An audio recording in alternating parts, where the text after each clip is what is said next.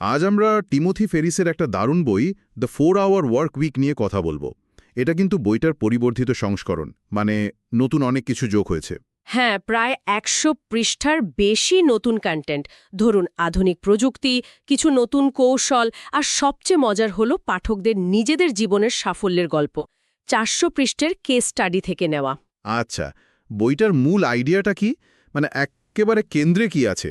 দেখুন, বইটার একদম কেন্দ্রে আছে লাইফস্টাইল ডিজাইনের ধারণাটা।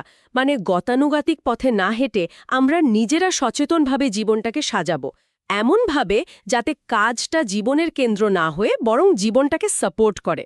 ইন্টারেস্টিং। আর ফেরিস এখানে নিউ রিচ বলে কাদের কথা বলছেন?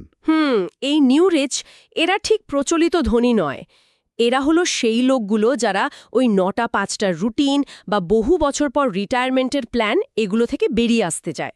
তার মানে কি শুধু বেশি টাকা তামানো? না না না, তার চেয়েও বেশি কিছু। আসলে এদের কাছে আসল সম্পদ টাকা নয়। আসল সম্পদ হলো দুটো জিনিস, সময় আর গতিশীলতা, মানে মোবিলিটি। যা হলো ভবিষ্যতের কোনো একদিনের জন্য অপেক্ষা না করে এখনই একটা অর্থপূর্ণ, এমনকি বিলাসবহুল জীবন যাপন করা। বাহ, শুনতে তো দারুণ লাগছে। তাহলে আজকে আমরা কি বিষয় নিয়ে একটু গভীরে যাব? আমরা কয়েকটা মূল কৌশল নিয়ে কথা বলতে পারি। যেমন ধরুন, কিভাবে কম খেটে বেশি কার্যকর হওয়া যায়, মানে প্রোডাক্টিভিটি বাড়ানো। তারপর জিও আরবিট্রেজ। জিও আরবিট্রেজ একটু বুঝিয়ে বলবেন? হ্যাঁ, মানে ধরুন আপনি আয় করছেন এক জায়গায় যেখানে হয়তো আয় বেশি, কিন্তু থাকছেন বা খরচ করছেন অন্য একটা জায়গায় যেখানে জীবনযাত্রার খরচ অনেক কম।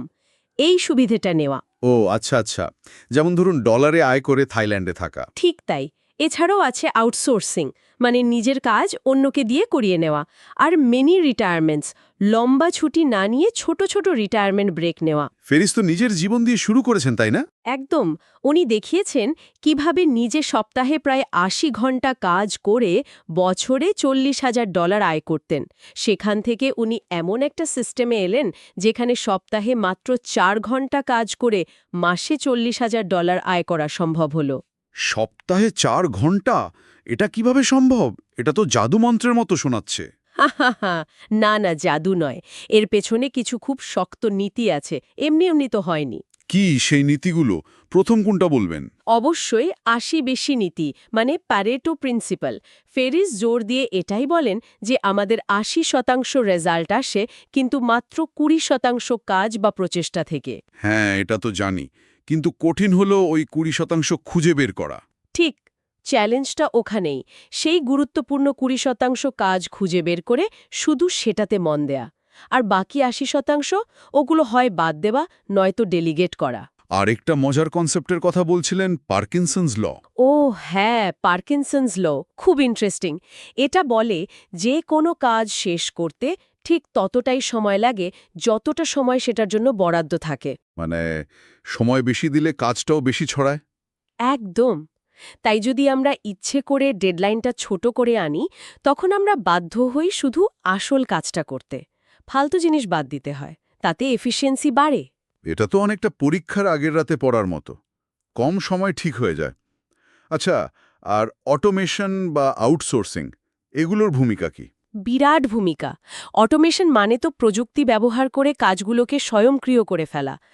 আর আউটসোর্সিং হলো যে কাজগুলো কম গুরুত্বপূর্ণ বা প্রচুর সময় নেয়, সেগুলো অন্য কাউকে দিয়ে করিয়ে নেওয়া। হতে পারে সেটা ভার্চুয়াল অ্যাসিস্ট্যান্ট বা অন্য কোনো এজেন্সি। লক্ষ্যটা কি? নিজেকে কাজের বাইরে রাখা? লক্ষ্য হল নিজেকে সিস্টেমের বটলনেক বা প্রধান নির্ভরতা থেকে বের করে আনা, যাতে আপনি না থাকলেও কাজটা চলতে থাকে। ফেরিস তো নিজের ইমেল চেক করার কাজও আউটসোর্স করে দিয়েছিলেন। ভাবা যায়। এই যে স্বাধীনতা তৈরি হলো, এটাই কি মিনি রিটায়ারমেন্টের দরজা খুলে দেয়? ঠিক ধরেছেন। যখন আপনার সময় আর লোকেশনের উপর নিয়ন্ত্রণ চলে আসে, তখন আর ৬০ বছর বয়স পর্যন্ত অপেক্ষা করার দরকার নেই। আপনি হয়তো ১ মাস, ৩ মাস বা ৬ মাসের জন্য ছোট ছোট ব্রেক নিতে পারেন। এটাই মিনি রিটায়ারমেন্ট। আর জিও আরবিট্রেজ এটাকে কিভাবে সাহায্য করে? জিও আরবিট্রেজ এই অভিজ্ঞতাটাকে আরও সহজ করে তোলে। কম খরচের দেশে থেকে বেশি আয়ের সুবিধে নিলে বিশ্বভ্রমণ বা লম্বা সময় ধরে অন্য কোথাও থাকাটা অনেক বেশি সম্ভব হয়। বইটাতে দারুণ কিছু উদাহরণ আছে। যেমন? যেমন ধরুন ডেভ ক্যামেরিলো নামের একজন, যিনি তার অফিসের কাউকে না জানিয়েই চীন থেকে 1 মাস ধরে কাজ করেছিলেন। অথবা একটা পরিবারের গল্প আছে যারা প্যারিসে থাকার যা খরচ তার চেয়েও কম খরচে টানা 15 মাস ধরে বিশ্ব ঘুরে বেরিয়েছে। তার মানে দ্য 4 আওয়ার ওয়ার্ক উইক আসলে আমাদের সফলতার প্রচলিত ধারণাটাকেই চ্যালেঞ্জ করছে। শুধু টাকার পেছনে না ছুটে সময় আর স্বাধীনতার মাধ্যমে জীবনটাকে উপভোগ করা।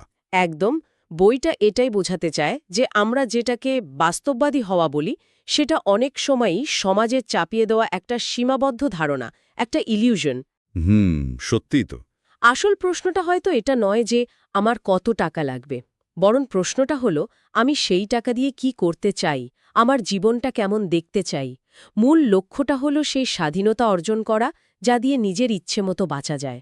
তাহলে আমাদের আজকের আলোচনা থেকে একটা বড় প্রশ্ন মনে আসছে। ফেরিস তো শুধু লক্ষ্য স্থির করতে বলছেন না, আরও গভীরে যেতে বলছেন। হ্যাঁ, উনি একটা অন্য প্রশ্ন করতে শেখান।